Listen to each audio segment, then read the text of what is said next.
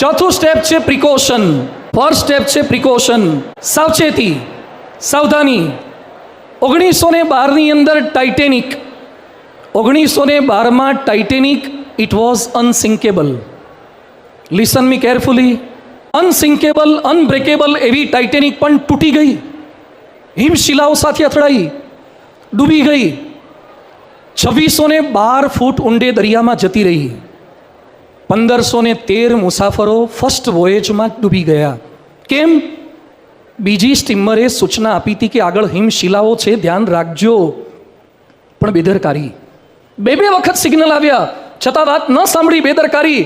તમે અનસિંકેબલ હોય, તમે અનબ્રેકેબલ હોય તો પણ તૂટી જાઓ ને ડૂબી જાઓ. લાન્સ આર્મસ્ટ્રોંગ સાયકલિસ્ટ ડ્રગને કારણે, માઇક ટાયસન રેપને કારણે, ટાઈગર વુડ્સ મેરિટલ અફેરને કારણે અને અઝરુદ્દીન મેચ ફિક્સિંગને કારણે, મારિયા શારાપોવા ડ્રગ્સને કારણે, ડિએગો મેરાડોનાને પણ આ થયું છે.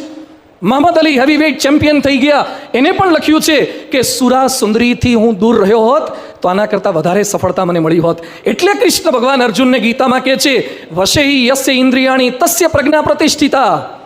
હે અર્જુન, તારી ઇન્દ્રિયોને કંટ્રોલમાં રાખજે તો તારી બુદ્ધિ કામ લાગશે. જો ઇન્દ્રિયો મોકળી મૂકી દીધી તો બુદ્ધિ કામ નહીં લાગે. આપણી બુદ્ધિને અસ્થિર કરનાર કોણ છે? વ્યસન, ખરાબ મિત્રો, ફ્રેન્ડશિપ, જુગાર, mobile, social media, web series. આ કોરોનામાં ભારતમાં 3000, ગુજરાતમાં 3000 કિલો હેરોઇન જપ્ત થયું. એક વર્ષમાં 37,000% વધારો થયો છે. અને ગુજરાતમાં એમડી ડ્રગના બંધાણી 1200% વધ્યા છે. હવે એક પ્રસંગ મારે તમને કહેવો છે બોર્ડના વિદ્યાર્થીઓને. એકાગ્ર થઈ જાઓ. રાજકોટના એક ડૉક્ટર અઠવાડિયા પહેલાં મારી પાસે 2-3 ફોન કર્યા, એમણે મળવા માટે આવ્યા, ખૂબ રડ્યા. હું સાહેબ શું પરિસ્થિતિ છે? મને કે સ્વામી એકનો એક દીકરો છે, 12થમાં એના 99% પર્સન્ટાઇલ નહીં, MBBSમાં એડમિશન મળ્યું. ફર્સ્ટ MBBSમાં એક સબ્જેક્ટમાં ફેલ થયો, સેકન્ડમાં 4ની અંદર ફેલ થયો, ડિટેન્ટ થયો. બધું કારણ શું? જેના 99% હતા એ પણ ફેલ કેમ થયો? મને કે સ્વામી 2.5 લાખ રૂપિયાનું બાઇક લઈ લીધું, મને પૂછ્યું પણ નથી. 12 હોસ્ટેલમાં MBBSમાં ભણતો હતો, 2.5 લાખનું બાઇક જાતે લીધું. કેમ બદલાયો આવો? કેમ વિચિત્રતા આવી? ડ્રગ્સના રવાડે ચડી ગયો છે, હેરોઇનના, કોકેઇનના રવાડે ચડી ગયો છે, દેવા કરવા લાગ્યો છે. દુઃખની બાબત એ છે એ છોકરાએ 3 વર્ષની મહેનત પછી પણ MBBS છોડવું પડ્યું.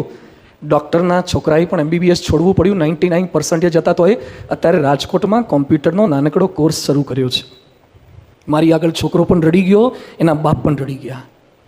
મિત્રો યાદ રાખજો, તમારી કારકિર્દીની પથારી ફેરવી નાખશે આ વ્યસન, આ દૂષણ.